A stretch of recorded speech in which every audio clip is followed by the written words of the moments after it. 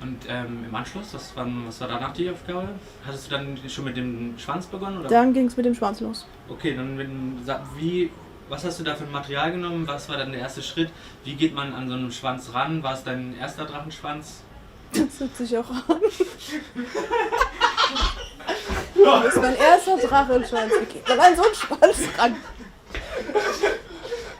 Mit sowas muss man hier arbeiten.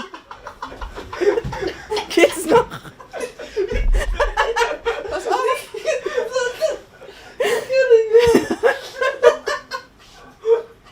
Ich war das nicht. Dass du ja gerade so ernst geblieben bist, ey. Ich hab mir fuck, ich darf nicht anfangen zu lachen. Man könnte es vielleicht auch Schweif nennen. Das Outtake! Ich kann nicht reden! Alter! Oh.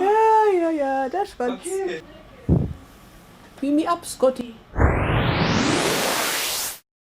Scotty, beam me up.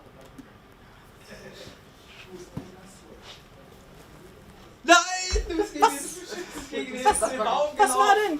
Schwanz. Also, nachdem die Füße fertig waren, kam der Schwanz dran, der so ein bisschen gekringelt war. Das tut er im Flug ja nicht.